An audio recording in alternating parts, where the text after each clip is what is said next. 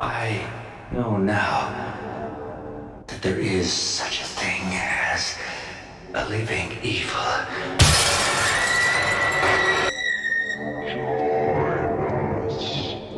In the dark, in the night.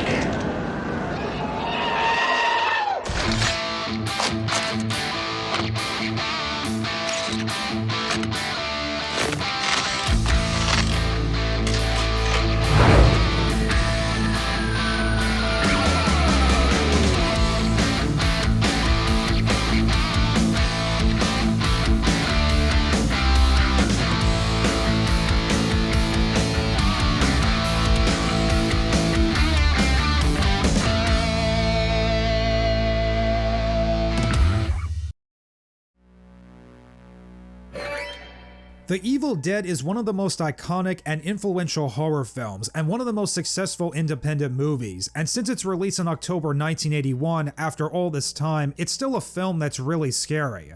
Generally, horror movies, in theory at least, still manage a few scares even on repeat viewings, but the amount of fright-inducing and blood-soaked minutes of The Evil Dead is still remarkable even to this very day, and for so many reasons. A sequel was released 6 years later, despite the makers having no intention to make another one since The Evil Dead was a complete narrative and there wasn't any plan to continue the storyline, but the second installment was a critical and commercial success as well. And in February 1993, a third installment of the movie series was released. Titled Army of Darkness, the film was an action-packed comedy horror flick that took the Evil Dead franchise arguably in the most interesting direction, while creating something that was not only truly phenomenal but unique as well. A fun movie that improved with age and became one of the best third films in a trilogy. So without further ado, let's begin and rid the earth of evil. All right, you primitive screwheads, listen up. This is my boomstick! Now, let's talk about how I get back home.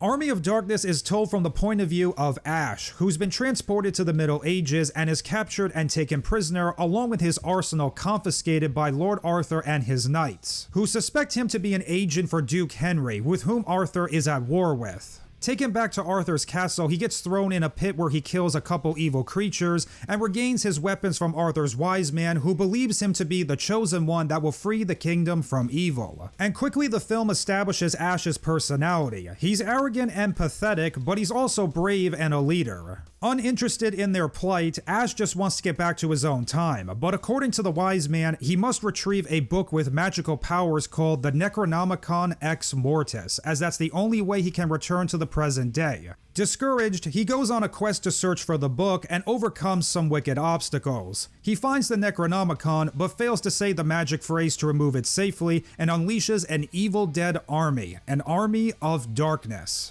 Gradually, this leads up to a big epic battle, with Ash's future and Lord Arthur's kingdom hanging in the balance.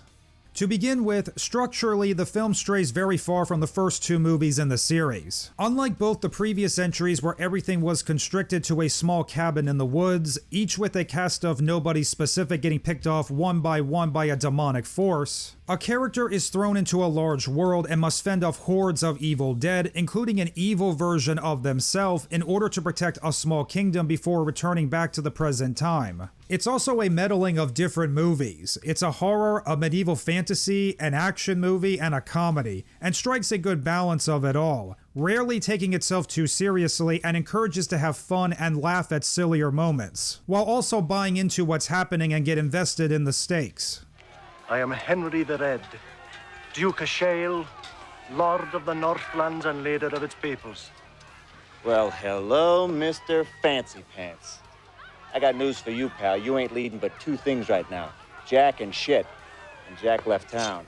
The tone has an undeniable goofy and campy charm to it. It doesn't lean towards the horror and shock factor of the first movie, or the horror mixed with humor of the second, but it never feels outlandish or dumbs itself down. It comes down to a combination of near-perfect direction, screenwriting, and a strong leading performance. Sam Raimi's writing and direction gives the movie punch and non-stop energy from beginning to end. Some of the action sequences and creative setups of visual effects are generally unique and impressive, even today. Sam Raimi knows his stuff writing scripts that put audiences through roller coaster experiences, making movies as visually interesting as possible, and his skill and passion to put the extra spin on visual storytelling to make something different than what audiences have seen before. Army of Darkness is no different. It's stylized and elicits for the most visceral reactions possible, along with a great score with musical cues that fit the time period, terror, drama, comedic flair, and action-driven moments. The visuals in Army of Darkness are all pitched just right, with simple practical visual effects that just add to the atmosphere and really enhances the movie. And we're talking old school visual effects, like front projection and stop motion very reminiscent of the work of the great Ray Harryhausen. And all these effects run rampant throughout the entire final battle sequence, from sword fights, catapult attacks, beheadings, flaming arrows, explosives, and more. Gritty and real. It was also one of the very last major motion pictures to adopt stop motion to bring characters and monsters to life, before studios fell in love with computer-generated imagery. Not to mention Army of Darkness theatrically released just months before Jurassic Park rocked the planet.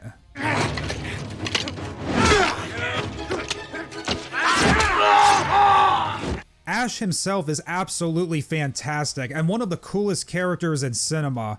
Actor Bruce Campbell has mad charisma. His attitude and comedic timing is so entertaining, he gives it his all. And whether one finds him funny or not, his dedication is beyond questioning. A blue-collar man out of time, incompetent and irritable, but also has bursts of ingenious and bravery, gradually transforming from a cynical coward into a hero and a confident leader. The rest of the characters are good and all complement Ash well. For the most part, they're a bit underdeveloped and a few of them have loosely told stories, but they all have enough personality and get just enough screen time to make each of them distinct, as well as a sense of which characters are going to be more important than others. Even the antagonists, the Army of Darkness, and the evil creatures are all presented as genuine threats, and you see throughout the movie that they're perfectly capable of messing people up in the most unpleasant ways.